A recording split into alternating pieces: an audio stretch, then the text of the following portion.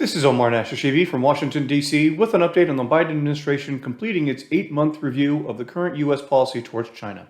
The summary: tariffs will remain in place and the federal government will restart a targeted exclusion process. The first of the big news is the completion of the long-awaited review itself that U.S. Trade Representative Katherine Tai announced on October 4th. Ambassador Tai also spoke on October 8th with her Chinese counterpart about the two nations' deteriorating relationship. As part of the review, the U.S. officials reportedly focused extensively on the Phase 1 deal agreed to by the previous administration that called for increased Chinese purchases of U.S. goods. China, however, continues to fall short of its commitments in 2021 as it did last year. According to the Peterson Institute for International Economics, so far this year, through August 2021, China has reached 62% of its target for all of goods covered by the agreement. This equates to a $43 billion shortfall in U.S. goods not sold to China. Manufactured goods came in at 61% of the target, energy 42%, but agricultural reached 89% of targeted purchases. It is this latter category that we are hearing will continue to receive the most attention from the administration under Phase 1, as they believe the purchase goals in that instance are actually achievable. Ambassador Tai, though, disappointed many U.S. importers on October 4th in her speech and brought a sigh of relief to some manufacturers by announcing the tariffs will remain on thousands of Chinese imports.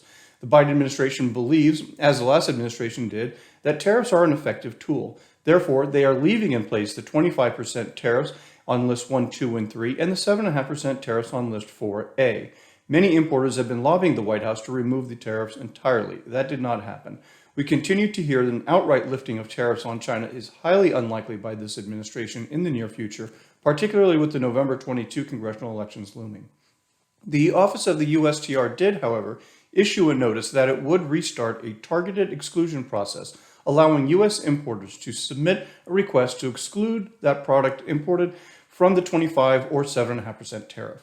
While restarting the exclusion process was a top request of U.S. importers, USTR limited the eligibility list to only 549 exclusions that largely expired in December 2020.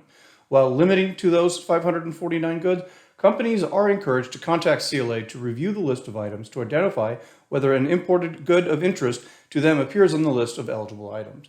It is quite a varied list that includes inputs but also finished goods and food items. A few examples of what's on the 549 include thermostats, water filters and pumps, electric motors, freeze-dried apples, peaches and pears, woven fabrics, and medical gloves. The exclusion process allows importers to request from the USTR to exclude an imported Chinese product from being subject to the 25% or 7.5% tariffs. The portal for companies to submit an exclusion reinstatement comment form, as it's called, is open from October 12th through December 1st. Companies should keep in mind that any form submitted will be made public and, in fact, subject to public comment by those who might support or, in fact, oppose that request. The form includes many of the expected questions of those requesting an exclusion and has significant focus on small businesses. As in the past, the questionnaire asks if the product is manufactured in the United States or a third country other than China. It does require importers to provide the value and quantity of the Chinese origin products coming into the United States in the years of 2019, 2020, and the first half of this year. They again asked about the economic harm caused by either granting or denying the exclusion request, but the most significant and expected change involves the efforts that business has undertaken since July 2018 to source this product from the U.S. or third countries.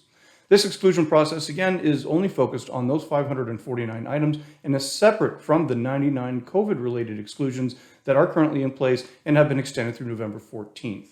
The USTR will review each of the 549 exclusion requests on a case-by-case basis.